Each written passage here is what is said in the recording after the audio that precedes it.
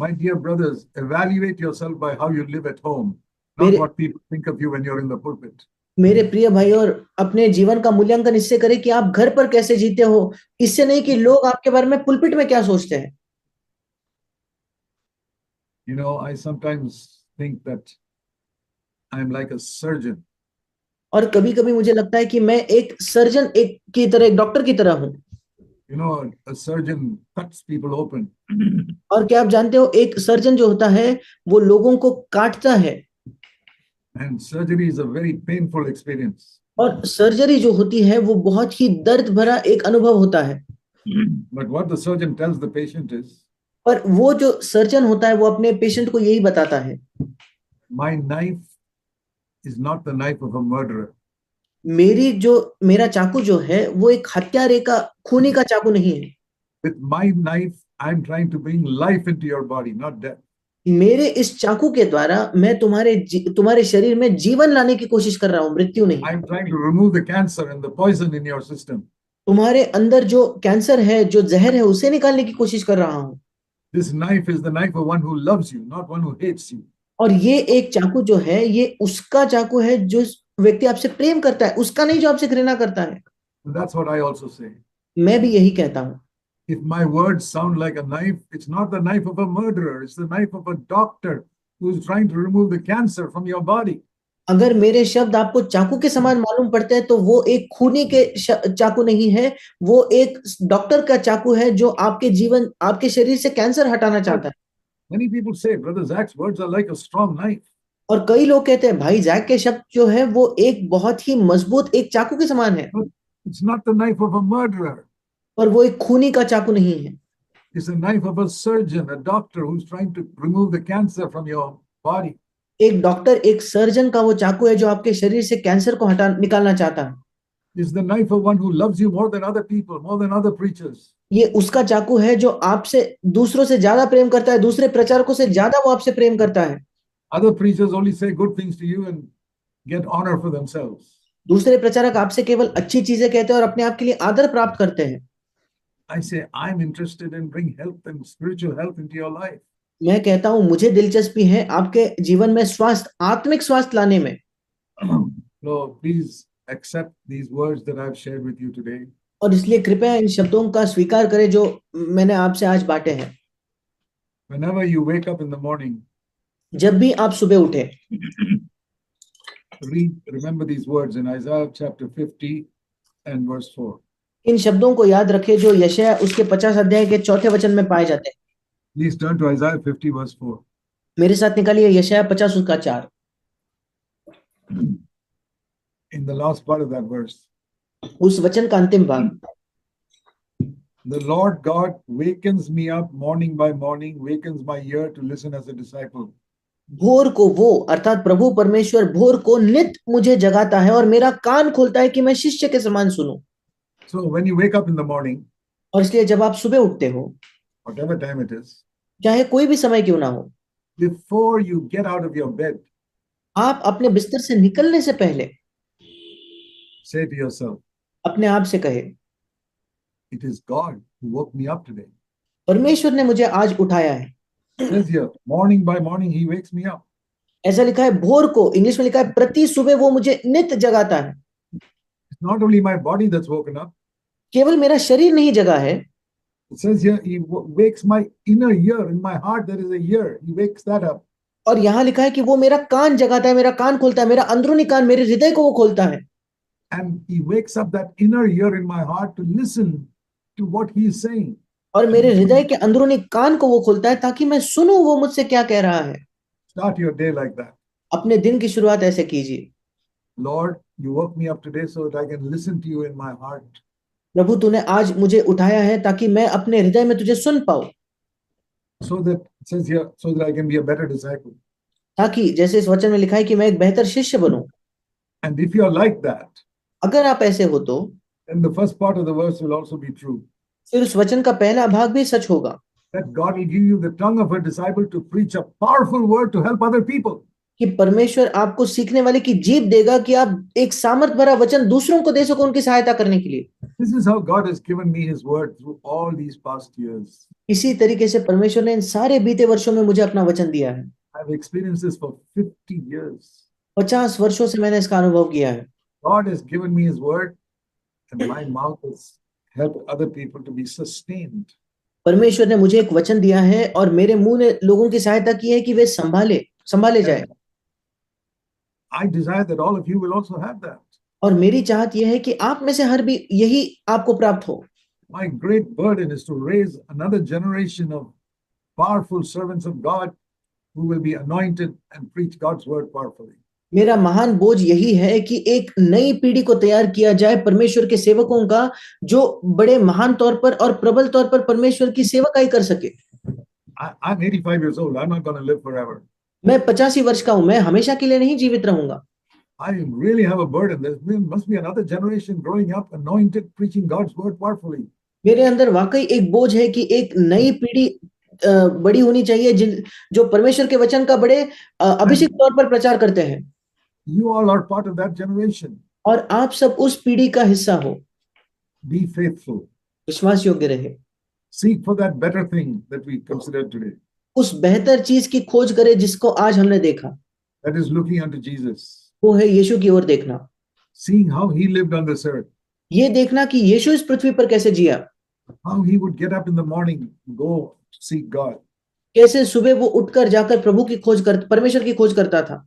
We read in Luke chapter 4 हम लूका 4 में पढ़ते हैं that one day He was spending a long time casting out evil spirits and healing the sick one evening. और एक शाम के समय उसने लंबा समय बिताया कि बीमारों को चंगा करने में, अशुद्ध आत्माओं को निकालने में। Luke chapter 4 लूका 4 verse 40. उसका 40 वचन। Late in the evening when the sun was setting, सूरज डूबते समय, शाम के देर से people brought sick people to Him. लोगों ने उसके सामने बीमारों को लाया। There may have been hundreds of them. और शायद 100 से अधिक की तादाद में लोग होंगे। Now it is late at night. अब रात में देरी हो चुकी है। He could have just prayed a general prayer for all of them. और वो बड़े साधारण तौर पर सबके लिए एक प्रार्थना कर सकता था। But it says He laid hands on each one individually, verse 40. पर 40 वचन कहता है कि उसने सब पर एक एक पर हाथ रखकर उनके लिए प्रार्थना की। That must have taken 5 or 6 hours. इसको तो 5-6 घंटे लग गए होंगे। He started at sunset, verse 40. 40 वचन, सूरज डूबते समय उसने शुरू किया। And demons were cast out, verse 41. 41 वचन, दुष्ट आत्माएं भी निकाली गई। When do you think Jesus went to sleep that night? आपको क्या लगता है उस रात में यीशु कब सोया होगा? Probably midnight. शायद मध्य रात्रि के समय। But next morning, पर अगले सुबह, verse 42, 42 वचन, early in the morning, he got up and went out to a lonely place to pray. जब दिन हुआ, बड़े भोर को वो निकलकर एक सुनसान जगह में गया। And there he heard what God told him. और उसने सुना कि परमेश्वर ने उससे क्या कहा। God told him, I want you to go to another place. उसने सुना कि परमेश्वर ने उससे कहा, मैं चाहता हूं तुम एक दूसरी जगह जाओ।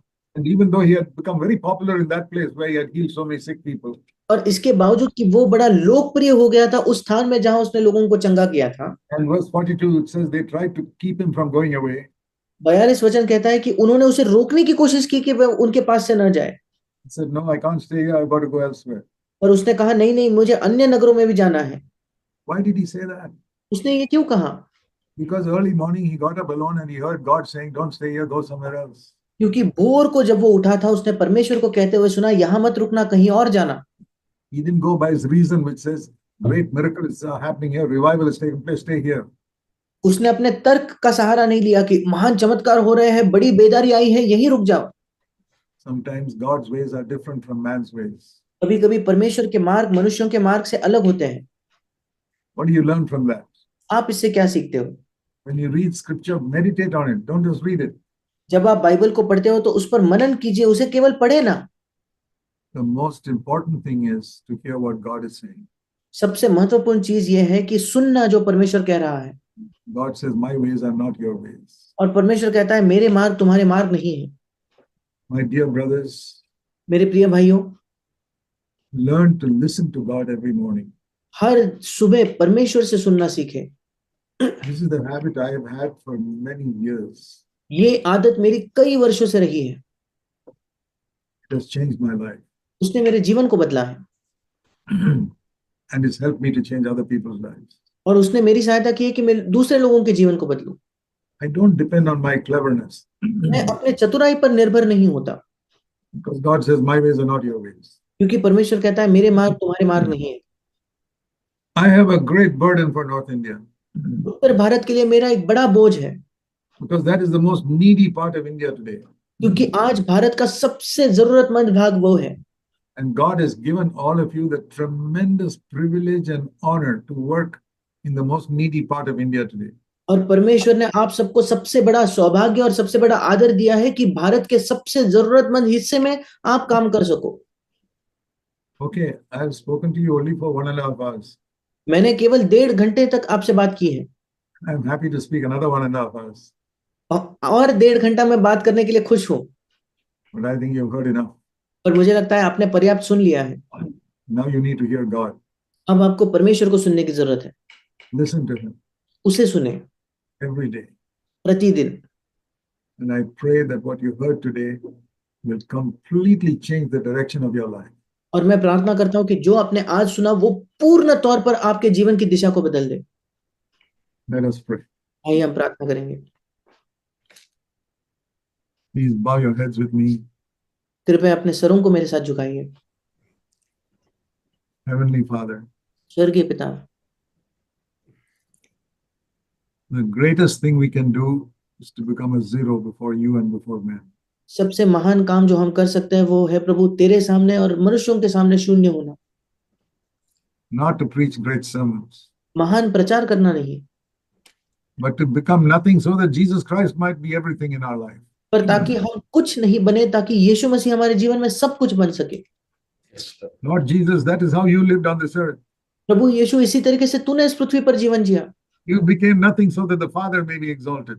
तू कुछ नहीं बना ताकि पिता महिमा पाए। Now help us to follow your example, अब हमारी सहायता कर प्रभु कि हम तेरा अनुसरण करें, that we also will become nothing so that you can be everything. कि हम भी कुछ नहीं बने ताकि तू सब कुछ हो सके। That people will not see us but will see you in our lives. कि लोग हमें नहीं बल्कि तुझे हमारे जीवन में देखे। I pray for these precious brothers who listen to me today. मैं इन मूल्यवान भाइयों के लिए प्रार्थना करता हूँ जो मुझे आज सुन रहे हैं। I pray, Lord, that they will really see the value of being filled with the Holy Spirit. मैं प्रार्थना करता हूँ कि वे वाकई उस मूल्य को देख पाए पवित्र आत्मा से भरने के। They'll have a great thirst in their hearts. उनके हृदय में एक महान प्यास होगी And they'll have faith to believe that you will do that even for the weakest among them. और उनके अंदर ये विश्वास होगा, ये विश्वास आएगा कि उनमें से सबसे निर्बल के लिए भी तू ये करेगा प्रभु। And Lord, we pray you'll do a great revival of work in all these churches. और हम प्रार्थना करते हैं प्रभु कि तू बेदारी का एक महान काम इन सब कलीसियाओं में करेगा। The Holy Spirit will move across India. पवित्र आत्मा पूरे भारतवर्ष में काम करे And your name will be glorified. This is our desire. और तेरे नाम की महिमा हो, यही हमारी इच्छा है प्रभु। Hallowed be thy name, thy kingdom come, and thy will be done in India. तेरा नाम पवित्र माना जाए, तेरा राज्य आए और तेरी इच्छा पूरी हो भारत देश में। Thank you, Father, for hearing us. धन्यवाद पिता हमें सुनने के लिए। Forgive us our sins, हमारे पापों की तू क्षमा कर, as we have forgiven everybody in the world. जैसे हमने इस पृथ्वी पर हर एक व्यक्ति की क्षमा की है।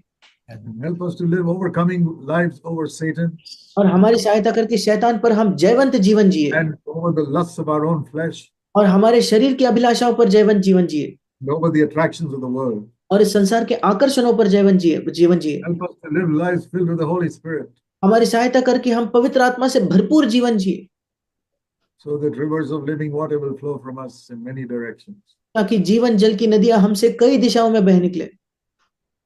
We pray in Jesus' name. यीशु के नाम से हम मांगते हैं, Amen. आमीन।